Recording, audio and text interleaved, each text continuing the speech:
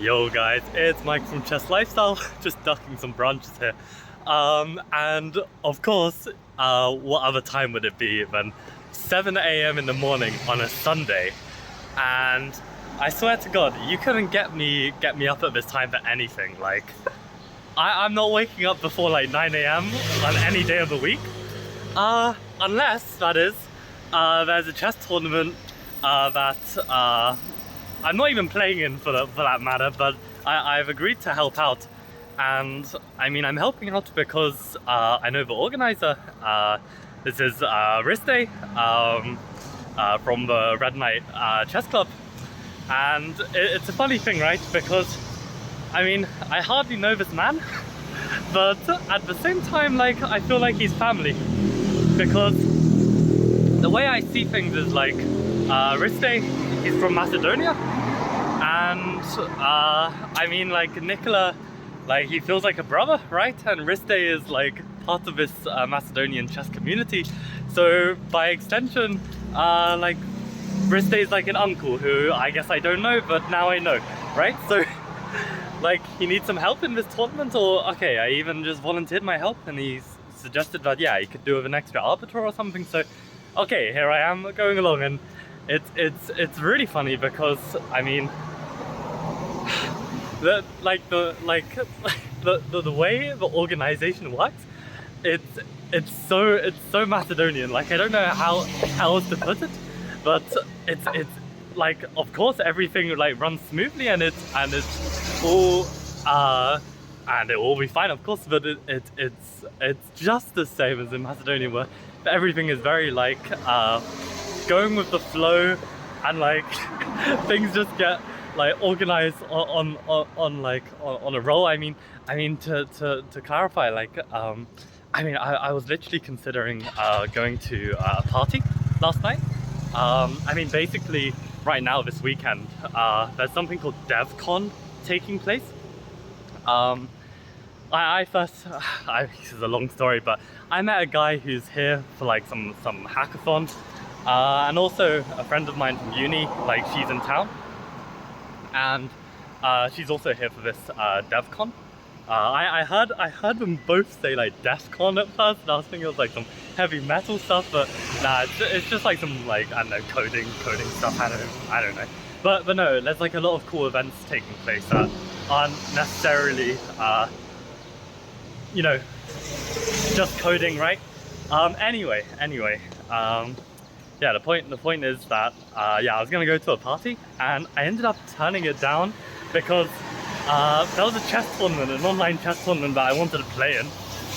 And I also thought, you know, I'm gonna have like a full day tomorrow. Like, at this point I didn't even know what time I had to be there. I assumed like maybe like 9 or 10 AM or something, but no, I get a call from Riste. Okay, in fairness to Riste, like, you know, he could have made me wake up even earlier, so I appreciate the extra hour of sleep. But yeah, no, I get a call at like, I don't know, 10 PM, but yeah, I need to be catching a train at 7, so I might be like 5 minutes late, but I think I'm doing okay given the circumstances. So yeah, basically I'm off to catch a train. It's it's called like the Skylink or Skytrain. It's shortened to BTS. I don't have a clue what BTS stands for, but okay, I know my way around, so it'll be fine. So yeah, I hope you enjoyed this morning hectic walk. It's also a shame that today it's like just started to rain, so you don't get the nice pretty sunshine, but I still think I live in a really pretty area. I don't know, I enjoy it anyway. So yeah, I better get my directions out. But yeah, much love to Riste and the chess tournament, and I'll probably take some videos there. I mean, I'm excited to be there, basically. And yeah, oh, and final note is that this area, like, it really reminds me of this movie that I watched called Perfect Days. I love this movie so much, and like all of the trees and the shadows that it creates, and oh, it's just really a nice place to be. Anyway, I better go. Okay, see you. Hi again. So I managed to actually catch up some time, unbelievably. So I've actually got a few extra minutes, and one interesting thing I wanted to share was I feel like in Bangkok I don't feel like a local at all. Like compared to in Malaysia, so for instance, I've been here like maybe 3 weeks now, and okay, with the accent, I don't even know. But yeah, like I've been here like 3 weeks, and in Malaysia I was there for like I guess almost 2 months. But I think the reason why is because in Bangkok there's such a large expat community. I feel like, you know, as a foreigner, I kind of just fit into that group, and I don't really get a say in it, right? Like I'm basically falling into this group because the expats are also very like accustomed to the kind of local traditions and stuff. I'll take exit one. So yeah, but in Malaysia there's not that big of an expat community, and maybe it was also affected by where I lived in Malaysia as well. So I ended up really feeling like a local and felt really at home. And maybe it's also because in Malaysia everyone speaks English, because I mean, you know, people speak Malay, Mandarin, Cantonese there, so people just default English. So maybe it felt like it was like maybe slightly easier to get around and also just integrate with locals without it feeling like awkward or some kind of cultural clash. So yeah, that's why I should share that for anyone like considering visiting these places. Not that it's a bad thing at all, but just yeah, something interesting in terms of the differences between these places. Okay, I better actually work out where I'm going.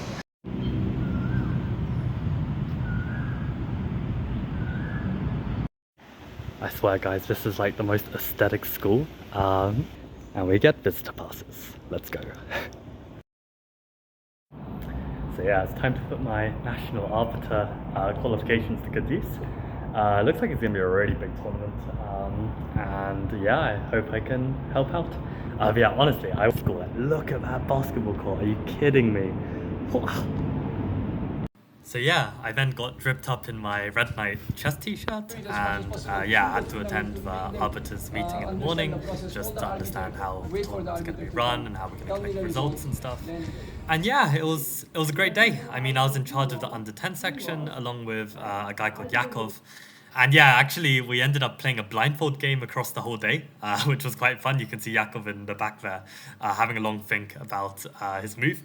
And yeah, there were some exciting games to witness. I mean, yeah, this was one of them.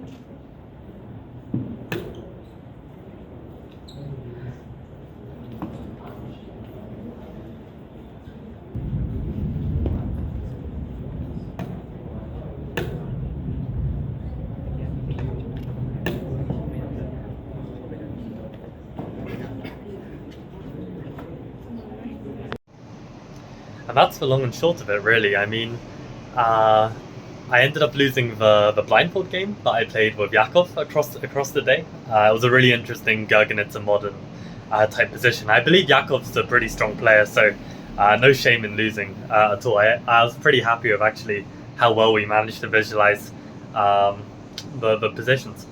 But yeah, no, it was an interesting experience. I mean, I haven't done any arbitering really like this before. I mean, in the past it's always been like my own events that I've been organizing. So yeah, I'm kind of in charge of everything, whereas this was kind of like, you know, I have like a task to do and I basically just follow orders. And yeah, it was good. I mean, I guess a couple of things come to mind. Like I think one thing is because like the work is like quite mundane. I ended up like, I guess like talking about like random deep stuff with my colleagues, because I mean like after like, I don't know, like spending like 5-6 hours together, you've practically exhausted all kind of small talk, so you end up just starting talking about like more interesting stuff, I guess. And yeah, I guess I learned some interesting things about Thailand and the lives of other people, I guess.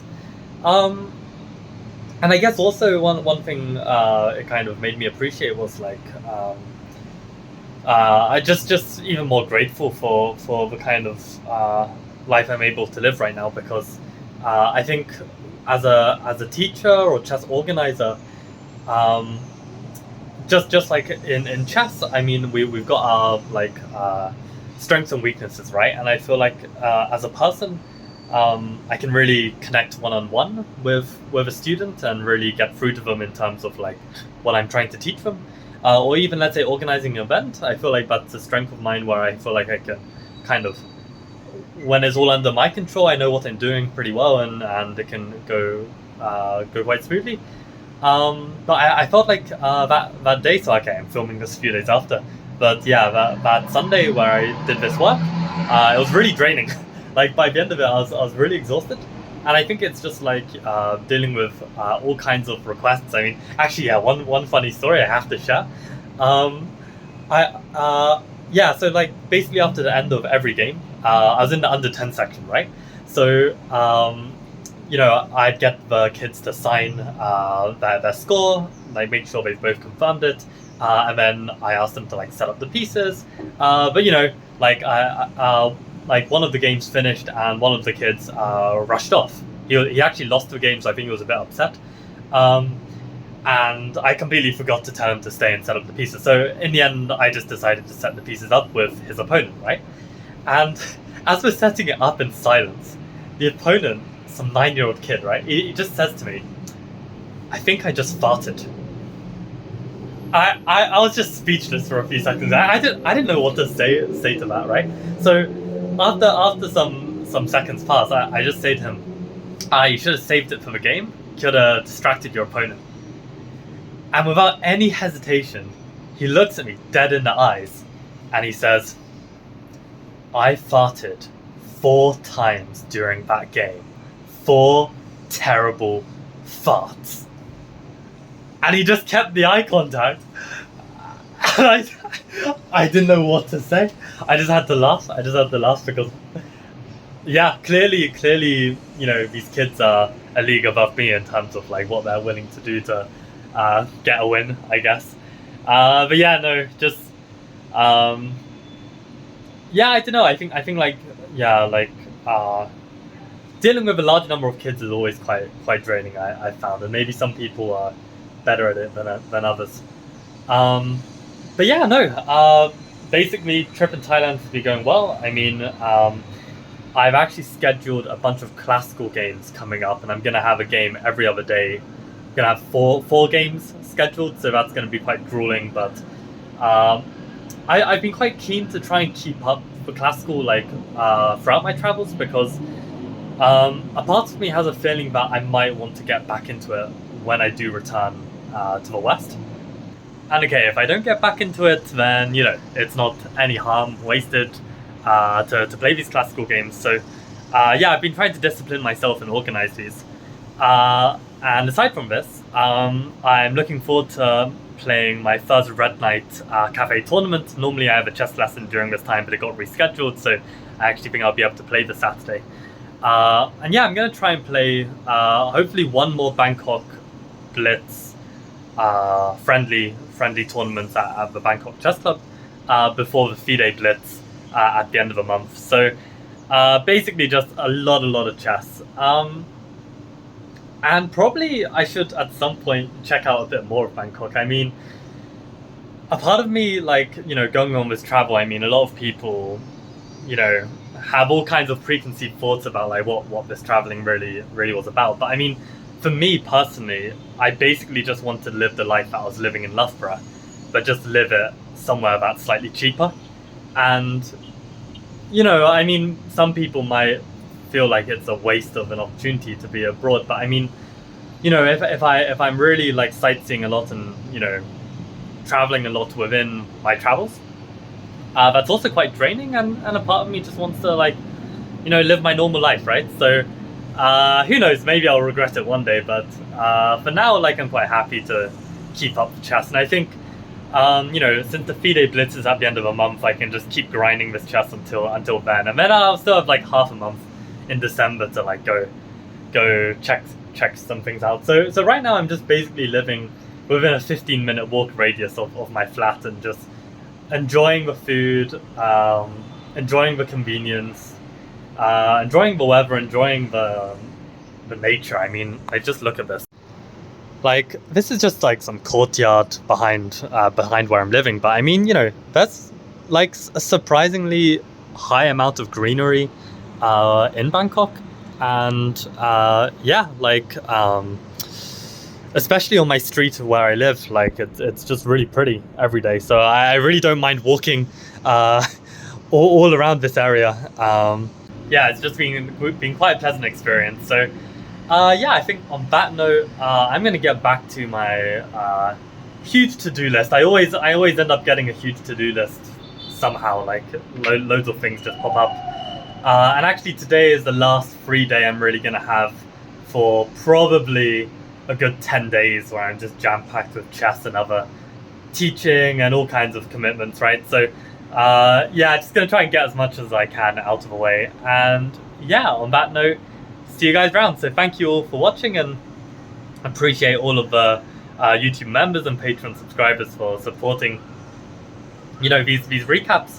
And honestly, guys, like, if there's any kind of content you particularly want to see, except for drama videos, I really don't want to do too many of these. It's only when I'm in the spur of the moment and have something to share I want to really do something. But yeah, if there's any kind of like chess videos you'd want to see, you're welcome to drop a comment below, and I can definitely think about sharing some wisdom, or like just reflecting on my own experience of these kind of things. So yeah, on that note, see you guys around, and adios.